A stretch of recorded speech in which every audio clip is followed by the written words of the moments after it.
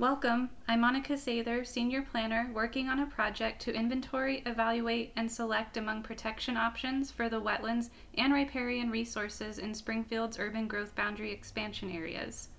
The topic on this agenda explores more about what wetlands and riparian corridors are and what they mean for Springfield and our region. We'll start by briefly revisiting the scope and key outcomes of the project for those who've been tuned into it since the spring, and as a way to provide some context for those who are hearing about this for the first time. Then we'll shift to the main focus, which is on what wetlands and riparian corridors do to work for us, and why it matters for us to work on this project. I look forward to this chance to share more about this, since much of the project will be policy and process focused later on. After this overview, staff are most interested to hear from the committee about which of the resource functions apply to the inventory project study areas.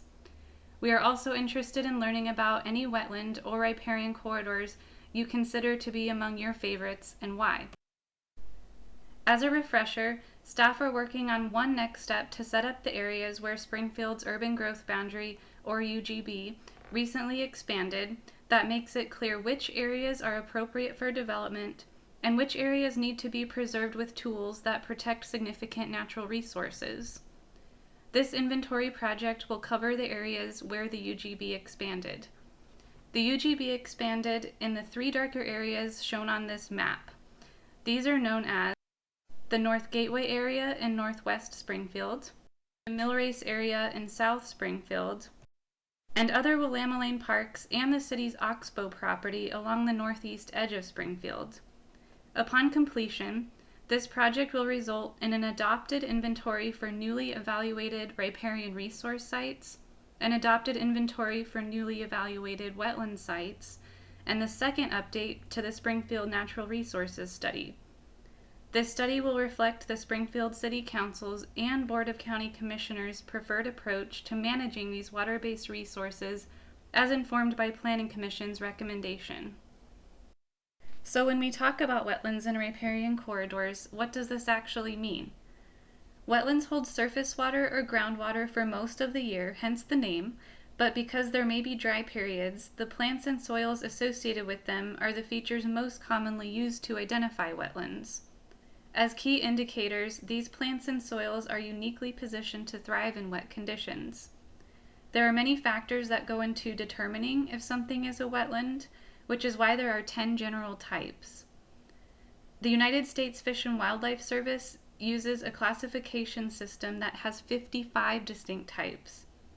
In Oregon, they can range from tidal salt marshes along the coast to prairie wetlands in our Willamette Valley to artificially constructed wetlands. Also, many wetlands have been greatly altered by activities like farming and no longer look like proper wetlands.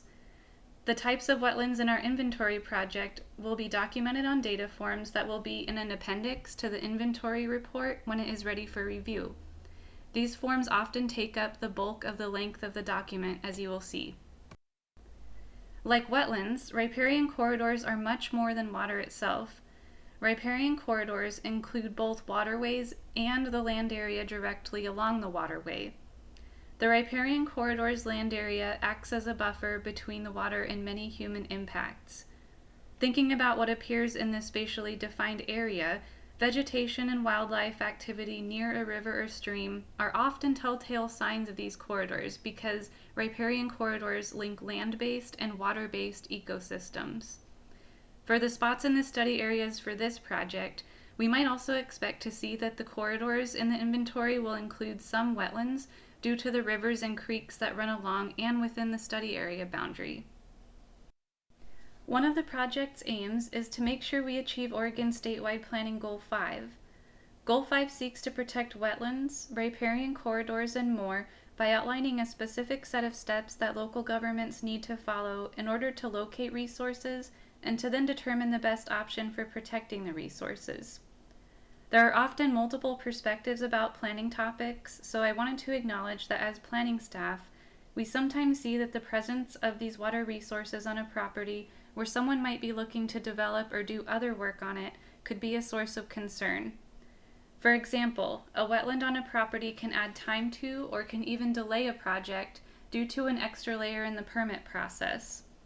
Accounting for these resources on land can even mean restrictions on where to build because they limit available space.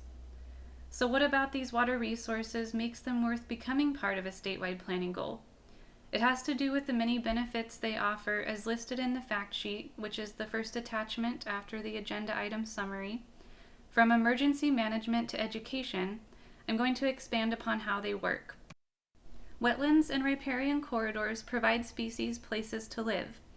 Next to a stream, the first 100 feet from the water's edge play an important role in food functions, namely in supply and the type of food available to animals that make up the food chain.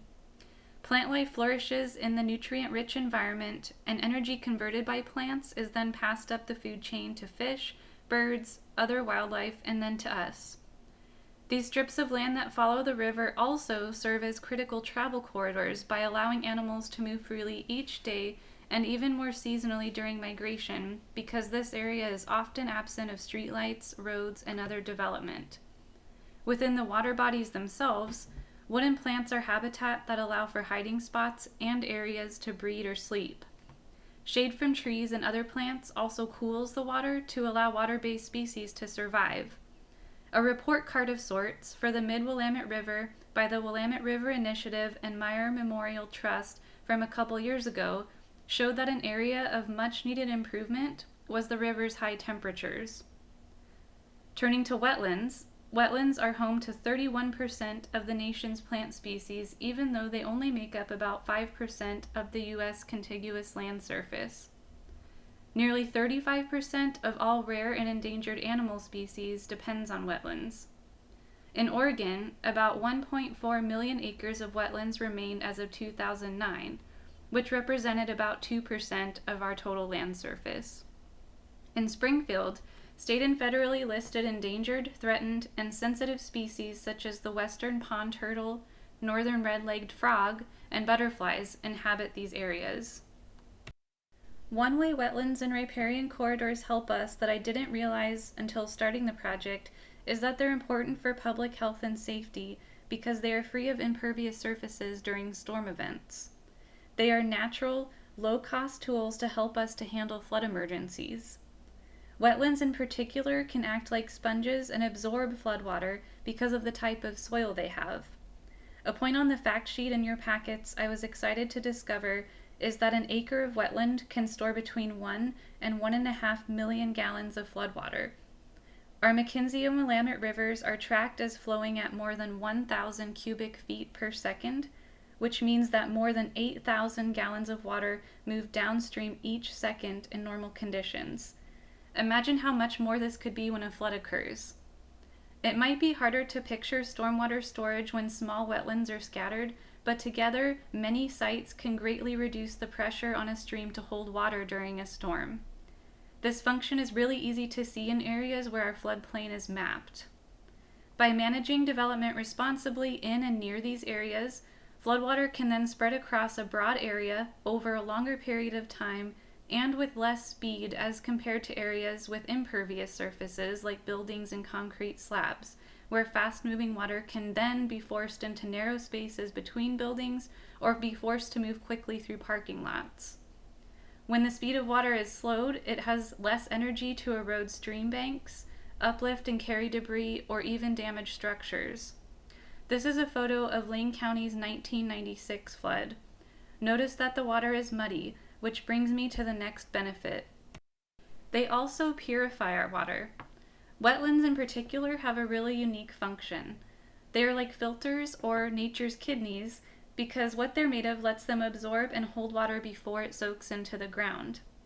This function helps water quantity and water quality. On the supply side, wetlands slowly release groundwater into streams where it supports needed flow in the late summer months. In terms of water quality, wetlands can remove as much as 90% of solids in water. This is sometimes why you'll see open areas on site plans that show bioswales or other artificially created wetlands. The soils that wetlands are known for transform nutrients or even pollutants into forms that are less harmful to nearby waterways. Examples are nitrogen and phosphorus. If not removed before reaching the waterway, Algae growth can take over and deplete oxygen from the water, which then kills fish. The key benefit of riparian corridors is that vegetation in these areas reduces erosion along the bank because of roots in the soil.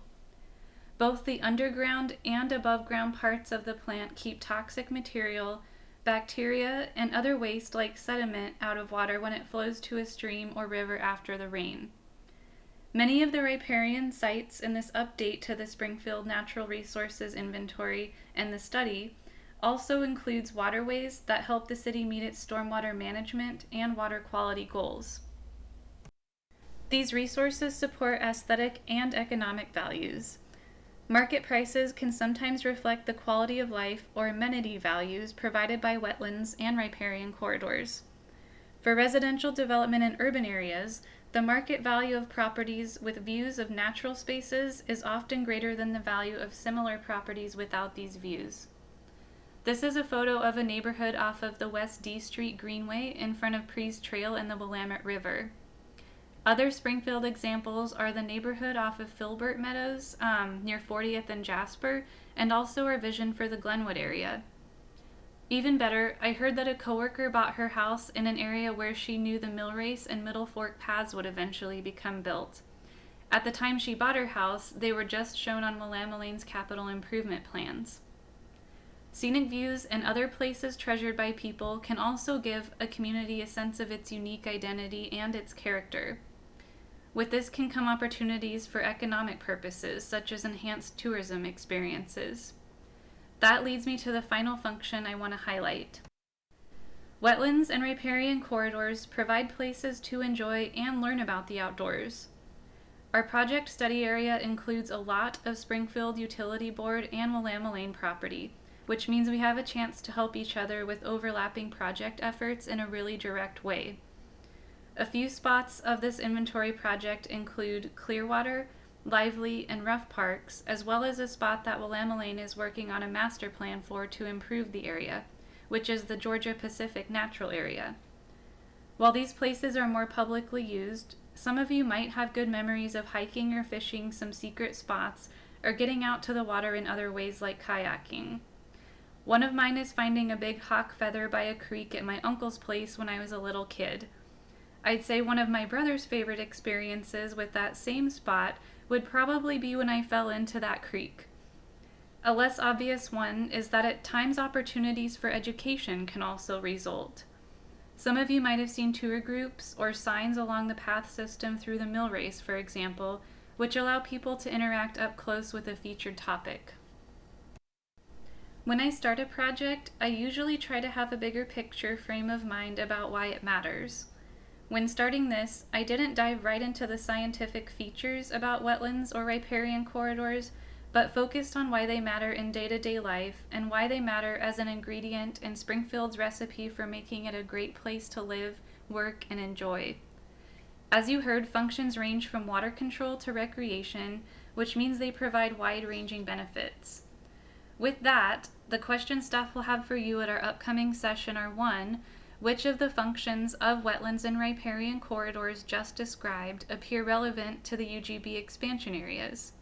The second one is, what are the committee's favorite areas that are likely to have wetlands or riparian corridors, and why are these on your list of favorites? For the first question, it might help to reference the attachments for this issue, which include the fact sheet and select photos from each of the study areas. For this last set of questions, if you aren't sure if a particular place is precisely defined as a wetland or a riparian corridor, that's okay. And it also doesn't have to be one in Springfield. Thank you for your attention on this topic, and staff looks forward to our discussion.